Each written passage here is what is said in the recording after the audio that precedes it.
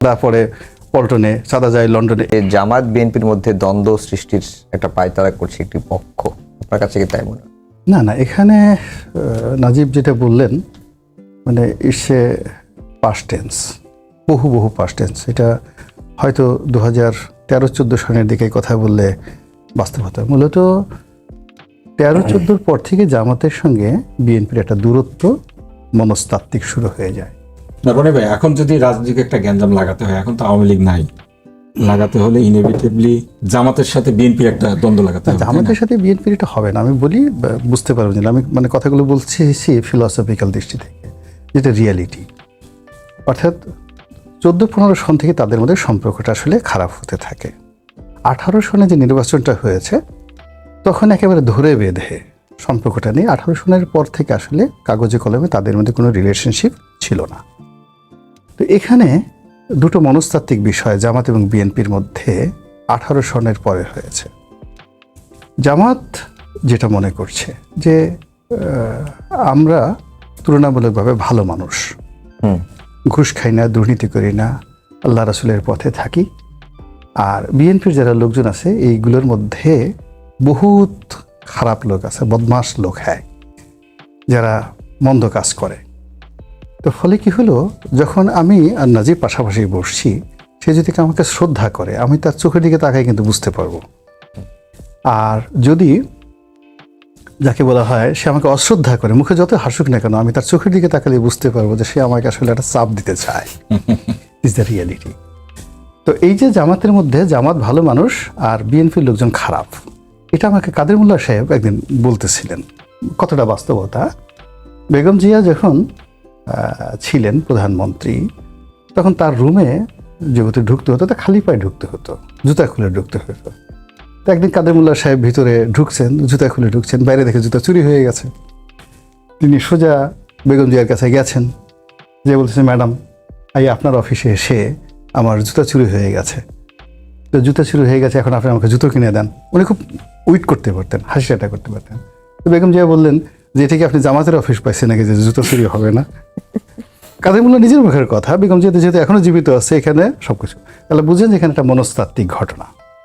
2 নম্বর হলো যে বিএনপি প্রথমে থেকে মনে করে we are the Lord of the ring. আমরা এই জামাতকে নিষিদ্ধ একটি রাজনৈতিক দল, বঙ্গবন্ধুর জমানাতে যেটা ছিল তাদেরকে টেনে হিসলে তুলে এনে মানুষ বানিয়েছি, তাদেরকে খাইয়েছি, পরিয়েছি, দল করার সুযোগ দিয়েছি, বড় হয়েছি। আর এরা যতবারই সুযোগ পেয়েছে আমাদের সাথে বেইমানি করেছে। এরশাদের জামানাতে 86-তে আমাদেরকে এরা শেখা দিয়া তারা সেই শেখ হাসিনার সাথে খাতির করে চলে গেছে। আবার আমাদের কাছে আসছে, আবার আওয়ামী লীগের সাথে সম্পর্ক করছে, আবার আমাদের সাথে আসছে। এর মানে তারা 1-11 হয়েছে, 1-11-এর সময় দেখা গেল যে মঈনুদ্দিন ফখরুদ্দিনের সাথে মিশে গেছে। আমরা গুতের উপরে থাকি, আমাদের দৌড়ের উপর থাকি, জান বেরোয় যায়। আর জামাত তখন পোলাও কুরমা খেয়ে একদম জেলে গিয়েছিলাম ওই সময়। 1-11 সময় জানি বলেন, জামাত এবং এরশাদ খুব ভালো ছিল। আমার আব্বা গিয়েছিলেন 1-11-এর সময়, মুজাহিদ সাহেব জেলে ছিলেন। এনিওয়ে, মানে সেটা হয়তো পলিটিক্যাল কারণ, কিন্তু মোরাললেস জামাত কিন্তু অ্যাজ এ হোল, মানে বিএনপির উপর যে জুলুম অত্যাচার হয়েছে সেটা হয়নি। এটা বিএনপির মনে ভীষণ রাগ, যে মানে খাওয়ার সময় পোলাও কুরমা সব বড় বড় জিনিস, আর বিপদের সময় আমরা এই কাজগুলো করবো ইত্যাদি ইত্যাদি। তো তাদের মধ্যে এরকম একটা মনস্তাত্ত্বিক ছিল। এরপরে জামাত এই গত সেই 2016 থেকেই তারা মেন্টালি প্রস্তুতি নিয়েছে যে আমাদেরকে আগামীতে স্বতন্ত্রভাবে নির্বাচন করতে হবে, সংগঠন হতে হবে, এবং আমরা রাষ্ট্র ক্ষমতায় আসবো, এবং আমরা আওয়ামী লীগের সঙ্গে সরাসরি কন্ট্রাডিক্ট অ্যান্ড কনফ্লিক্টে যাব না। আমি জামাতের যত সুপ্রিম হাই কমান্ড আছে সবাই আমার অফিসে আসছেন, তাদের মানে একেবারে প্রথম ওনার আব্বাদের সাথে যে ছিল তখন তাদের সাথে আমার এই কথা, শাহ আব্দুল হান্নান সাহেবের মতো মানুষ। তো তারা তখন 2016 থেকে নীতিগত সিদ্ধান্ত নিচ্ছে যে আমরা এখন দাওয়াতি কর্মকাণ্ড করব, নিজেদের সংগঠন বাড়াবো এবং শক্তিমত্তা অর্জন করব। গেল এইভাবে তারা নিয়েছে। এবং এইটার ব্যাপারে আমাকে মীর কাসেম সাহেব জেলখানাতে, আমি এটা লিখছি, আমি বলতে পারি এটা উনি জীবিত অবস্থায় লিখছি, উনি বলছেন যে ঢাকা বিশ্ববিদ্যালয় 2013 সনে আমি যখন জেলে ছিলাম, আমাকে বলছে ঢাকা বিশ্ববিদ্যালয়ে আমাদের ক্ষমতা এত বেশি, পুলিশ যদি নিউট্রাল হয় তাহলে বিএনপি মানে ছাত্রদল এবং ছাত্রলীগ এদেরকে ক্যাম্পাস ছাড়া করতে আমাদের 1 ঘন্টার বেশি লাগবে না। 2013 সনে, এবং আমি জেল থেকে বেরোয় আবার বাংলাদেশ প্রতিদিনে লিখেছি, ইটস এ রেকর্ড। তাহলে জামাতের প্রস্তুতিটা কেমন ছিল, যেটা এই নির্বাচনের পরে 14 মাসে আমরা সেটা কিন্তু দেখতে পেয়েছি। তো তো এই ব্যাপারে বিএনপির কোনো গবেষণা ছিল না। জামাত যে তলে তলে কি করছে, কোথায় কি করছে, কিভাবে শক্তি বাড়াচ্ছে, কিভাবে প্রার্থী বাড়াচ্ছে, কিভাবে কোনো কিছু করছে, টাকা আসছে, এত জুলুম অত্যাচারের মধ্যে তারা কিভাবে মানে সে ক্যান্টনমেন্টে গেল এবং 2 বার করে সেনাপ্রধান আমিরে জামাত বলল। আমিরে জামাত শব্দটা কিন্তু চট্টকাতনিক কথা না, তিনি ডাক্তার শফিক বলতে পারতেন বা জামাতের আমির সাহেব বলতে পারতেন, কিন্তু যখনই তিনি বলতেছেন আমিরে জামাত, যেটা সাধারণত রেসপেক্টফুল অ্যাড্রেসিং, এটার গুরুত্ব বিএনপি বুঝতে পারেনি। বিএনপি গুরুত্ব বুঝতে পারছে যখন সে দেখলো যে 2024 সনের আগস্ট মাস থেকে 2025 সনের মার্চ পর্যন্ত কোনো ক্যাম্পাসে ছাত্রদলকে ঢুকতে দিচ্ছে না জামাতের লোক। আমি একদিন ঢাকা কলেজে, যেহেতু আমার ওইগুলোর পিছনে বাসা, সবাই আমাকে চিনে, অন্য একটা বিষয়ে যাও একটু সংক্ষেপ। দ্রুত শেষ করতেছি। তো দেখি নিউ মার্কেটের ওখানে কয়েকটা ছেলে আসছে, সালাম দিতেছে। আমি বলি, তোমরা কারা? মার্চ মাসে 2025 সনে। বলে আমরা ছাত্রদলের জয়েন্ট সেক্রেটারি ঢাকা কলেজ। তো এখানে ঘুরে বেড়াচ্ছে কেন, ক্যাম্পাস ঢুকতে পারো না? কয় না, আমাদের আমরা ক্যাম্পাসে ঢুকতে পারছি না। তো এই যে ক্যাম্পাসে তারা কিন্তু 6-7 মাস এনসিপি বলেন, সমন্বয়ক বলেন বা ছাত্র শিবির বলেন, সবাই ধরে নিয়েছে এটা লিড বাই জামাত। এই শক্তিতে কোনো জায়গাতে তারা ঢুকতে পারেনি।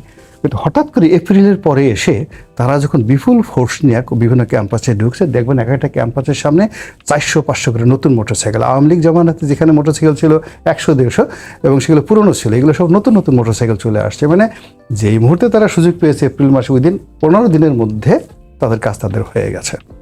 হওয়ার পরে ওই যে ক্রোধ, রাগ, ক্ষোভ, শক্তি, এই জিনিসগুলো তারা যেভাবে পারছে সেভাবে কিন্তু এখন দেখানোর চেষ্টা করছে। আর জামাত আবার ব্যাকফুটে চলে আসছে। ব্যাকফুটে আসছে তারা যে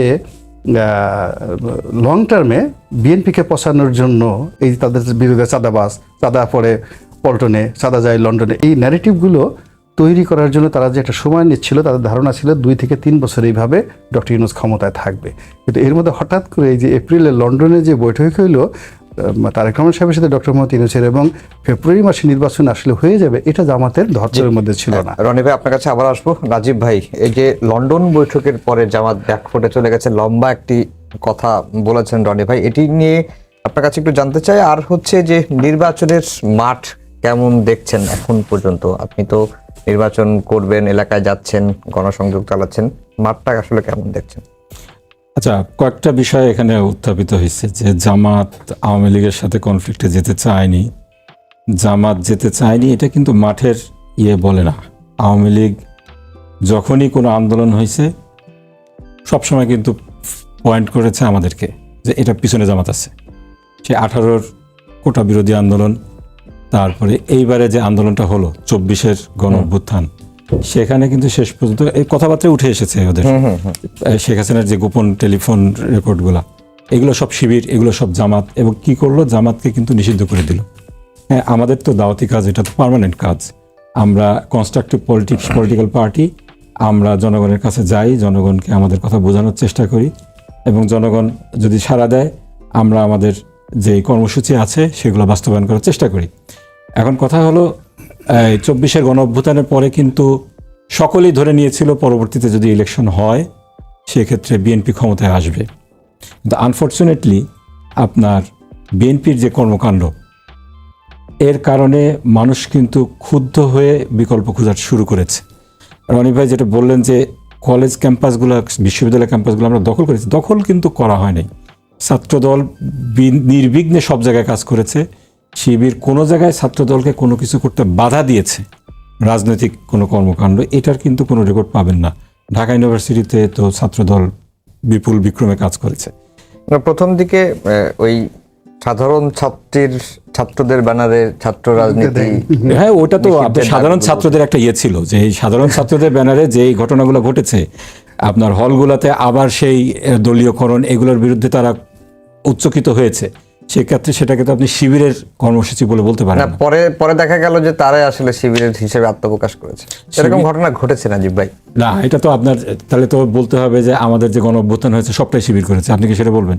না, এটা তো সব দলেরই সেখানে স্টেক ছিল। এক্স্যাক্টলি।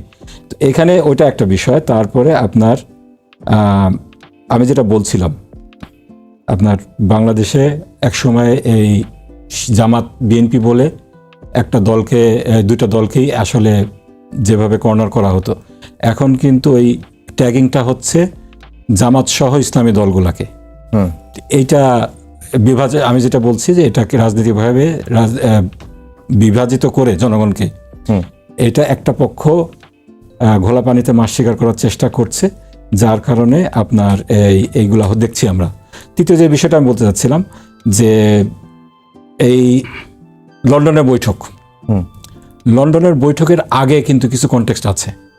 একটা সময় কিন্তু দেখা গেল সেনাবাহিনীর সাথে যখন একটা ডিস্টেন্স হয়ে গেল ইউনূস সরকারের, তখন কিন্তু ইউনূস অনেকটা পদত্যাগ করবেন, পদত্যাগ করে ফেলছেন, এরকম একটা রিউমার চলে আসছিল। তখন আপনার ক্যাটাগরিক্যালি প্রত্যেকটা রাজনৈতিক দলের সাথে যখন বৈঠক হলো, আমাদের বাংলা জামাত ইসলামের আমির ডক্টর শফিকুর রহমান নির্বাচনের যে টাইম ফ্রেমটা ছিল, সালাউদ্দিন সাহেব বলছিলেন ডিসেম্বরের মধ্যে নির্বাচন হতে হবে, বিএনপিরও সেই কথা ছিল। আমাদের তখন যখন আমাদের ওপিনিয়ন জানতে চাইলেন, তখন আমরা বললাম যদি ইলেকশন হতে হয় তাহলে রোজার আগে হওয়াটাই বাঞ্ছনীয়, তারপরে রোজা আসবে, রোজার পরে কোরবানি আসবে, তারপরে বৃষ্টির সিজন শুরু হয়ে যাবে, ইলেকশন কিন্তু সে সময় হবে না। এবং ডক্টর শফিকের যে তৎপরতা ছিল, সে তৎপরতার কারণেই কিন্তু, কনস্ট্রাকটিভ তৎপরতার কারণেই সেই সময় জাতি কিন্তু একটা ডিজাস্টার থেকে রক্ষা পেয়েছিল। ইলেকশনের একটা রোড ম্যাপ কিন্তু সে সময় আমরা দেখেছি। তার পরবর্তীতে আনফর্চুনেটলি তত্ত্বাবধায়ক সরকারের একটা অংশ, যাদেরকে বিএনপি খুব পরিকল্পিতভাবে টার্গেট করেছিল, তারা দেখলো তাদেরকে যদি এই আক্রমণ থেকে রক্ষা পেতে হয় তাহলে বিএনপির সাথে তাদের সম্পর্ককে উন্নয়ন ঘটাতে হবে। এবং সেই সুনির্দিষ্ট একজন উপদেষ্টা লন্ডনে যে এই বৈঠকের ব্যবস্থা করলেন। একটা রাজনৈতিক দলের সাথে কিন্তু দ্বিপাক্ষিক কোনো কিছুতে সরকার যেতে পারে না, এটা এমন হয়ে গেছে দুইটা রাষ্ট্রের মধ্যে একটা সংলাপের মতো হয়ে গিয়েছে। বৈঠক হয়েছে, তারপরে বের হয়ে যৌথ প্রেস কনফারেন্স, এই জিনিসটা কিন্তু বাংলাদেশের অন্য কোনো রাজনৈতিক দলের সাথে সরকার করেনি। অতীতেও তত্ত্বাবধায়ক সরকার যেগুলো এসেছিল তারাও করেনি। এইটা একটা স্ট্রং মেসেজ কিন্তু গিয়েছে যে এই গভর্নমেন্ট বিএনপির কাছে ক্ষমতা হস্তান্তর করতে যাচ্ছে, এরকম একটা রং মেসেজ কিন্তু গিয়েছে। যার ক্রিটিসাইজ সকলেই ক্রিটিসিজম কিন্তু অন্য সকল রাজনৈতিক দলগুলো থেকে এসেছে। এবং আমি বলবো না জামাত তার কারণে ব্যাকফুটে গিয়েছে। তারপরে যখন ইলেকশনগুলো হলো জাতীয় কি বলে ইউনিভার্সিটিগুলোতে, সেখানে কিন্তু রেজাল্ট যেটা দেখা যায় যে আমরা ব্যাকফুটে বরং যাইনি, আমরা কিন্তু অনেক দূর এগিয়ে গেছি। আমি যেটা বলবো যে বাংলাদেশে যদি হেলদি একটা পলিটিক্যাল কালচার ডেভেলপ করতে হয় তাহলে রাজনৈতিক দলগুলোর মধ্যে একটা পর্যায়ের সমঝোতা লাগবে। আজকে ডক্টর তাহেরকে, উনি অসুস্থ, ওনাকে দেখতে মির্জা ফখরুল গিয়েছিলেন। আমরা ম্যাডাম অসুস্থ, বেগম খালেদা জিয়া দুইবারের প্রধানমন্ত্রী, 3 বারের প্রধানমন্ত্রী, বর্ষিয়ান রাজনীতিবিদ, মজলুম রাজনীতিবিদ, ওনার জন্য আমরা দোয়ার আয়োজন করছি। এই পজিটিভ জিনিসগুলো কিন্তু আছে, ওইগুলো আলোচনায় না এসে মিডিয়াতে কিন্তু যেগুলো আলোচনায় আসছে সেইগুলো হলো শাহজাহান সাহেবের বক্তব্য, অ্যাডভোকেট ফজলুর রহমান সাহেবের বক্তব্য, এবং এটা কিন্তু টার্গেটেড। জি রনি ভাই, আজকে আসিফ মাহমুদ সজীব ভুঁইয়া একটি কথা বলেছেন যে শুধু আমরা দুজনই ছাত্র উপদেষ্টা নয়, আরও যারা সরকারের সঙ্গে বিভিন্নভাবে জড়িত আছেন, কেউ কেউ নির্বাচন করবেন, এমন কথাও তিনি শুনছেন। মানে এর বাইরে দুইজন উপদেষ্টা, ছাত্র উপদেষ্টার বাইরে আর কে নির্বাচন করার ইচ্ছা প্রকাশ করতে পারে বলে আপনার মনে হয়?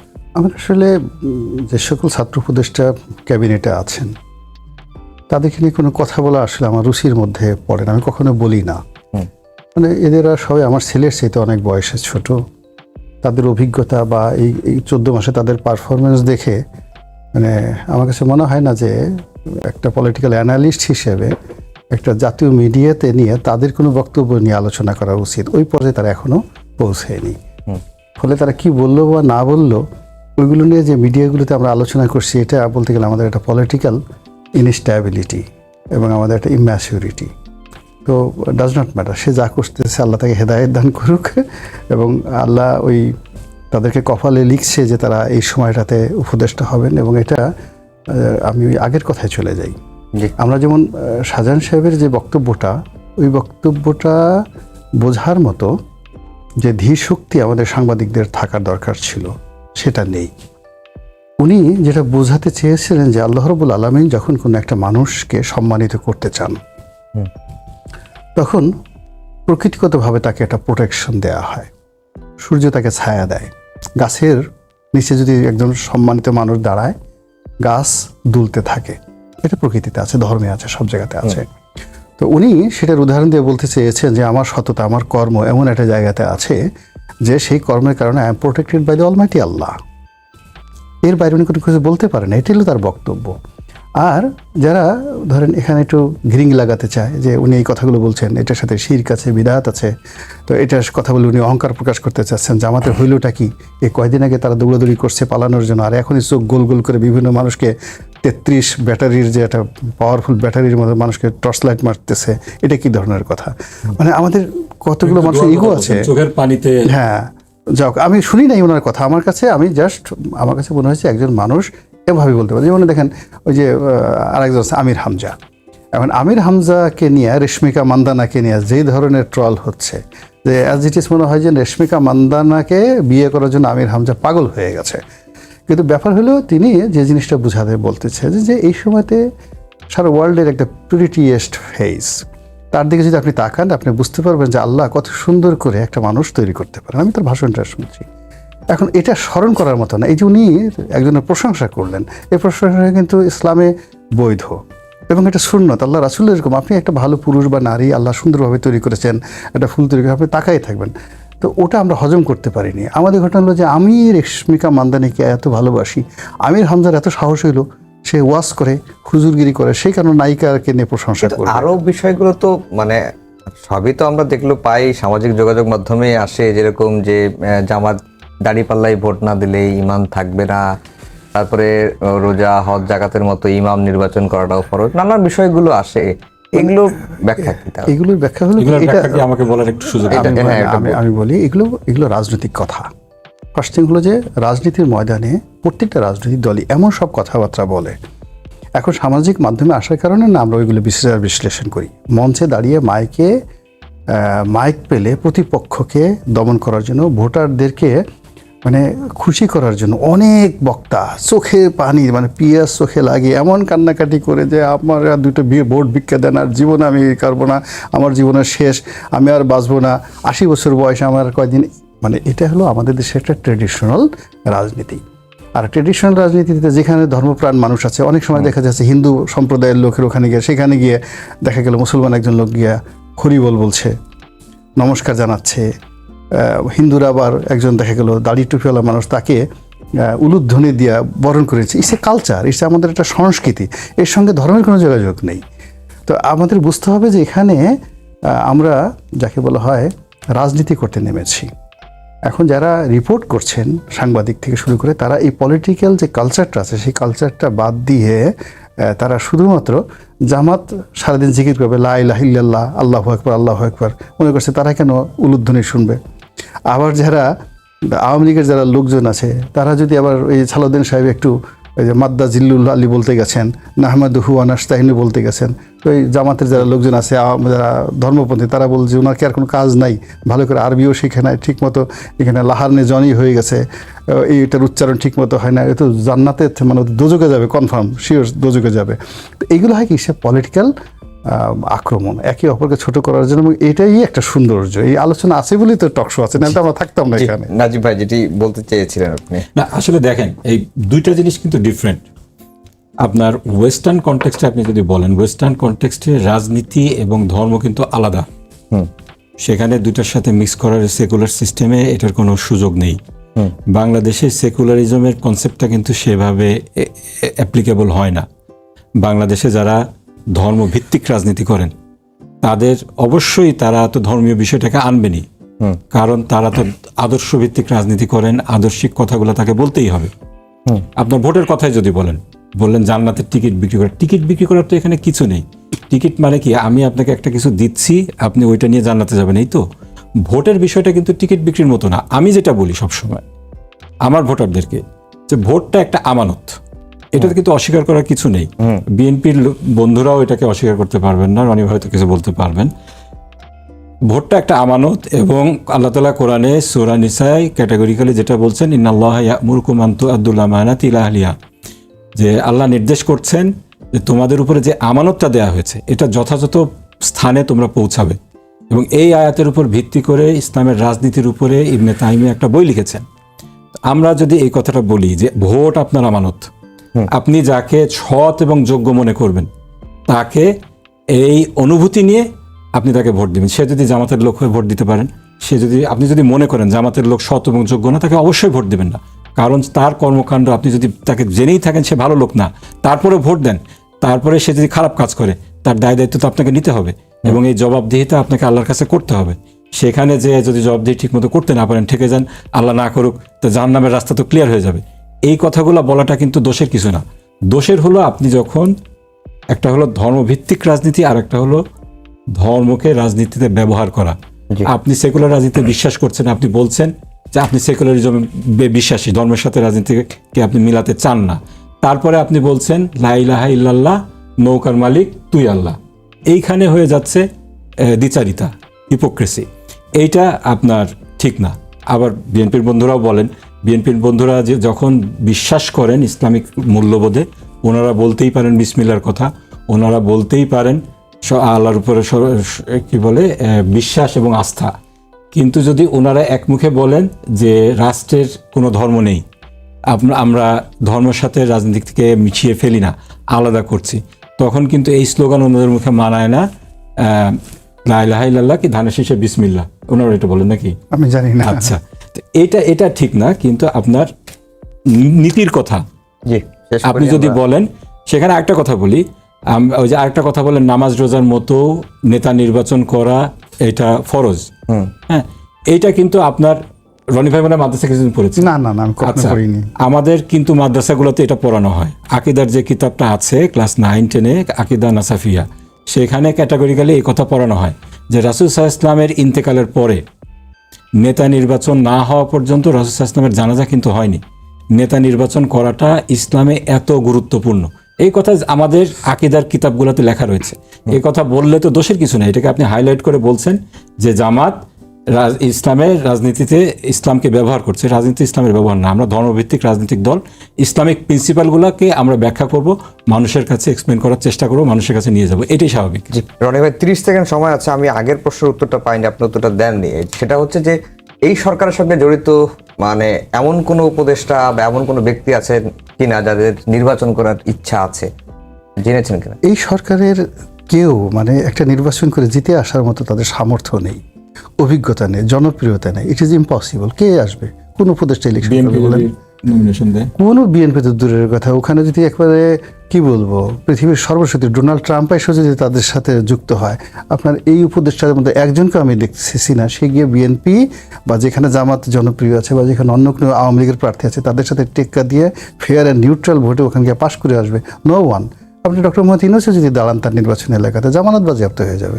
উনি ওই তার এলাকাতে যে আসনে মানে বিএনপির প্রার্থী আছে, উনি সাহস থেকে তো ডক্টর ইউনূস গিয়ে দাঁড়াক তো দেখি কত বড় সাহস আছে। অথবা ওখানে নূরজাহান বেগমকে দাঁড়া করে দেখতে যে আমি নাই তাকে একটু দিলাম, আপনি তাকে ভোট দেন, তখনই বুঝতে পারবেন রাজনীতি বাইরে একটা ছেলে খেলা নয়। এটা একেবারে এটা যে কোনো তলোয়ার নিয়ে যুদ্ধের চাইতেও মারাত্মক। যুদ্ধের সময় আপনি খুন করতে পারেন, কিন্তু রাজনীতি আপনি খুন করতে পারবেন না।